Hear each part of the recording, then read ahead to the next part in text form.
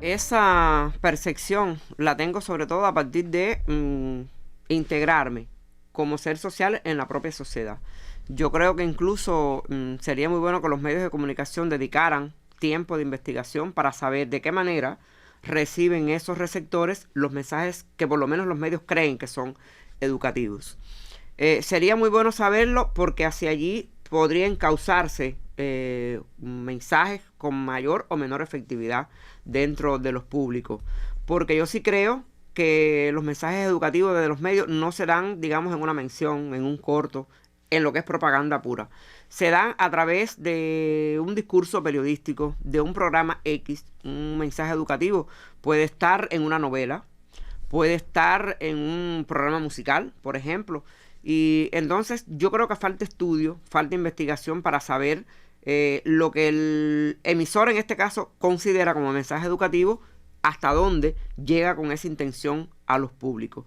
Yo creo que hay un divorcio realmente por esa falta de estudio. O sea, el emisor cree que está logrando determinado efecto dentro de ese público, pero realmente no puede saberlo, a no ser por las reacciones espontáneas que se producen, de la cual te estoy hablando yo. O sea, me alimento de eso para saber hasta dónde llega o hasta dónde las personas le pueden responder por algunas vías como son los foros a través de los propios medios, los foros de discusión, la participación de las personas a través de las oportunidades que se ofrecen en los diferentes medios digitales para que la gente opine. Esa es hoy, yo creo, la única vía que se tiene. Y te repito, es interesante que los medios se detengan a pensar, porque si algo tienen los mensajes de los medios, que tienen que educar o tratar de educar a los públicos hacia quienes va dirigido, aquí y en cualquier parte del mundo.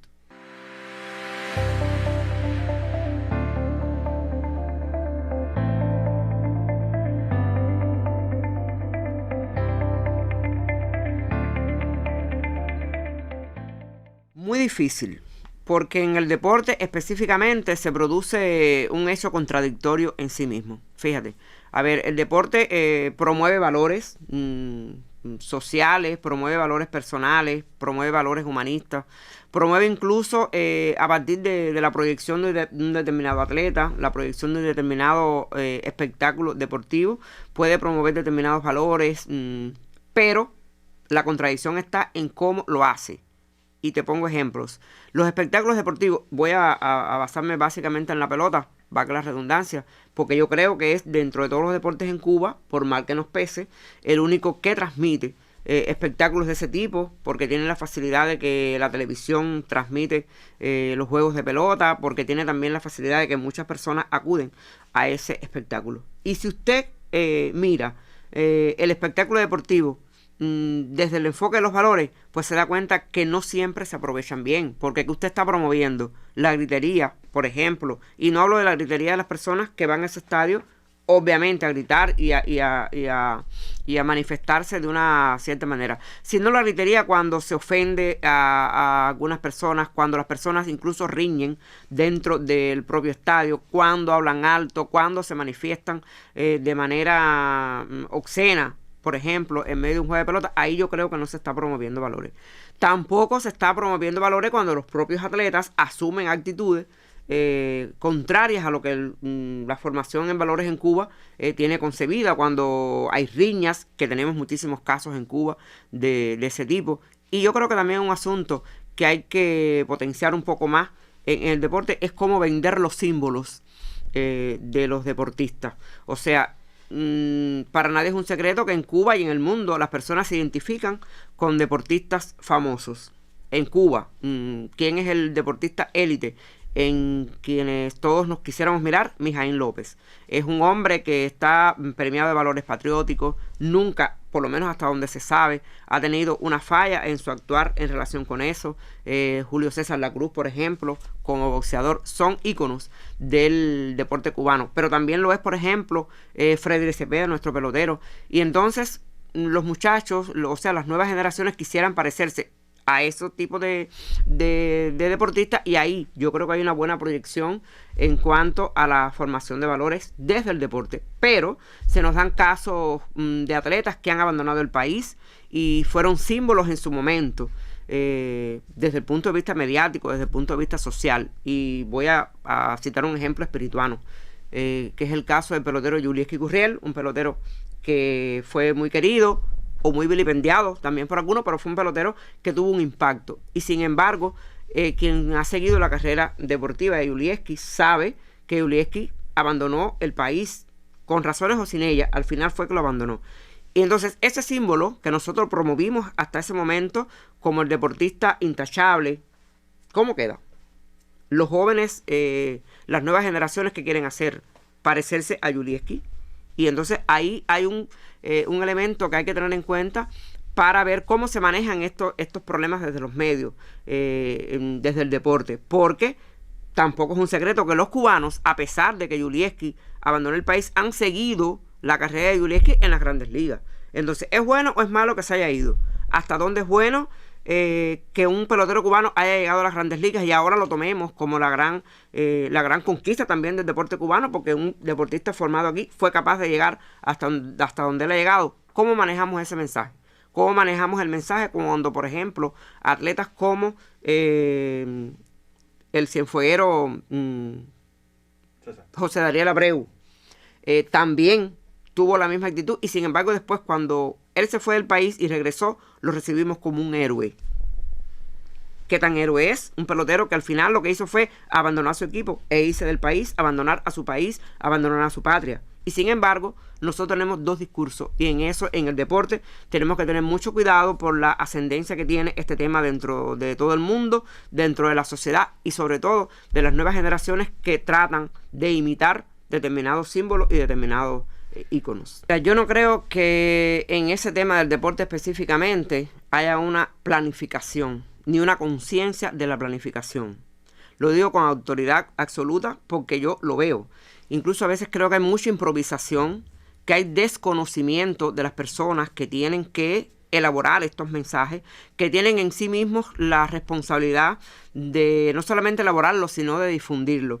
Y a veces confundimos falso patriotismo con formación de valores, porque hay la falsa concepción de que eso se logra poniendo una pancarta en un estadio, poniendo una frase, no sé, revolucionaria en un estadio. Y yo no estoy en contra de eso. Lo que quiero decir es que eso no es la forma, o esa no es la manera de lograr hilvanar y también proyectar los mejores valores en el deporte como tal. Creo también que hay un divorcio con las personas que sí conocen elementos de este tipo, pero también hay miedo y un poco de resistencia a asumir estos códigos, porque si tú me dices algo de cómo lograrlo, bueno, yo creo que primero hay que cambiar el lenguaje, hay que cambiar el discurso que usted utiliza en el deporte, porque está muy gastado. O sea, un deportista, un deporte, por muy cubano que sea, por muy patriótico que sea, no puede tener hoy el mismo lenguaje de hace 60 años, no puede, porque cambió totalmente el escenario deportivo, porque ese público a quien usted quiere dirigir el mensaje no es el mismo de los años 70, no asimila las mismas frases, no asimila las mismas consignas y las mismas reglas del discurso que se dan. Y, por ejemplo, a veces a mí me choca el hecho de que un deportista, usted nota en la televisión, por ejemplo, que está diciendo un mensaje forzado, porque ya se acostumbró a que si yo no digo gracias a la revolución, gracias al comandante, gracias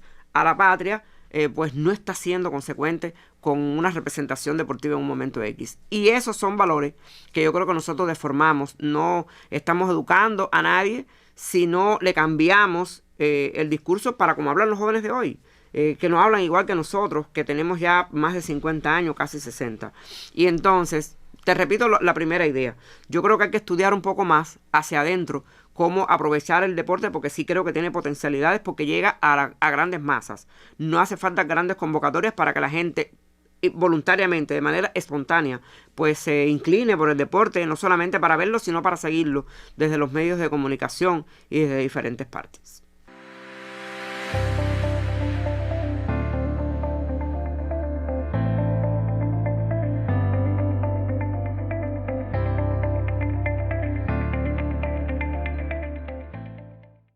Mira, la globalización tiene un efecto en el deporte como tiene en todos los sectores de la sociedad, porque es un fenómeno mundial. En el deporte se advierte más porque al ser público, pues las personas se dan cuenta efectivamente de ese impacto. Y yo creo que Cuba, de manera particular, se ha sentido ese impacto de manera negativa. Fíjate, de manera positiva en algunos casos, pero más de manera negativa. Voy a empezar por lo positivo. Lo positivo es que ha permitido, por ejemplo, que eso antes era una quimera, hace unos años, que algunos deportistas cubanos puedan hoy jugar en otros países, en clubes, incluso profesionales, que Cuba se haya abierto al deporte profesional, pero son todavía muy pocos, muy escasos los deportistas que lo pueden hacer. En ese sentido, la globalización favorece el deporte cubano. También lo favorece en el sentido de las contrataciones de los técnicos cubanos. Pero al propio tiempo, la globalización, al permitir incluso y al tener como fenómeno el patrocinio de muchos deportistas en el mundo, y Cuba no tener esa posibilidad porque económicamente no puede, ni tampoco ideológicamente se abre a que Cuba, un deportista cubano puede ser patrocinado por un club, no sé, alemán o un club norteamericano, por todo lo que la gente sabe, pues nosotros estamos en detrimento y hemos ido decreciendo en ese sentido, porque los atletas que hacen, muchos de los que se ven imposibilitados y quieren como atletas tener el sueño de ser los mejores del mundo en sus deportes, pues eso ha lacerado tanto el deporte cubano por el éxodo bastante considerable de atletas, y no solamente de peloteros. Los peloteros son los más mediáticos, son los más conocidos, pero Cuba ha sentido la pérdida de muchísimos de los principales representantes de deportes como el boxeo, como la lucha, como el judo, lo que se conocen menos, como el atletismo, que yo creo que es el mayor, el voleibol, que en la Olimpiada que acaba de pasar en Tokio lo dio a conocer el fenómeno del cual nosotros no hablamos. Pues en la Olimpiada lo sacó a la luz muchos cubanos que llegaron a ser campeones olímpicos con otros países, cubanos que tuvieron que enfrentarse a cubanos por este fenómeno de la globalización. Y entonces yo creo primero que Cuba tiene que replantearse como país qué quiere o cómo se puede insertar ahí. Hay un asunto económico que Cuba no va a resolver y va a estar siempre en total desventaja. Cuba no tiene dinero para aguantar esos atletas que se quieran ir, que se van esencialmente por mejorar su situación económica y porque quieren ser mejores deportistas en un país que hoy no le puede garantizar todo.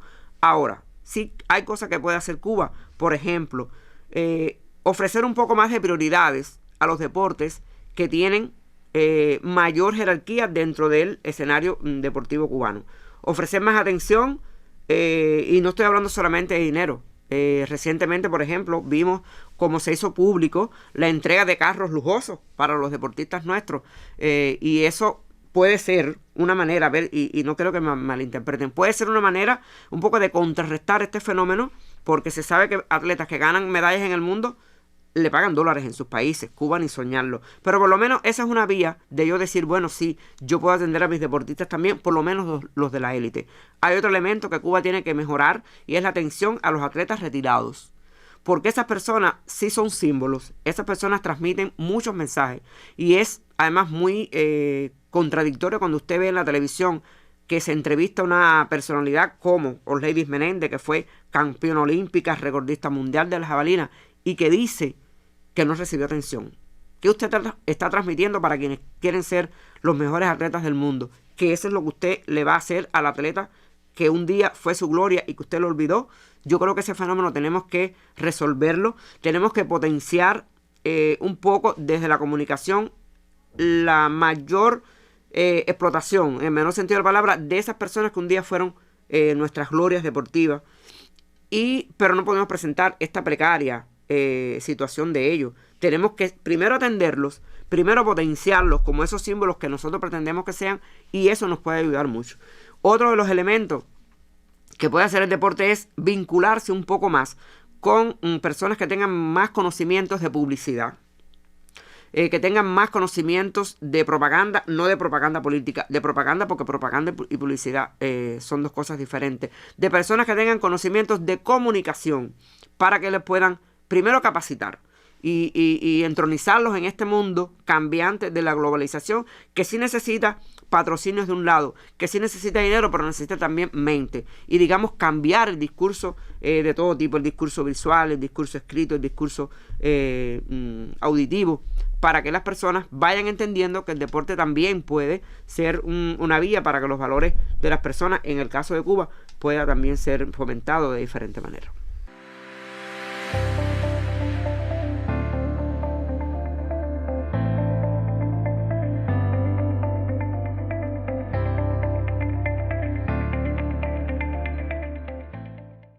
Bueno, tiene un reto bien grande, o sea, tienen un reto bien grande los medios de comunicación en Cuba, por las razones que expliqué antes, y primero porque hay que romper con un esquema de hacer medios de comunicación que nosotros hemos tenido hasta ahora.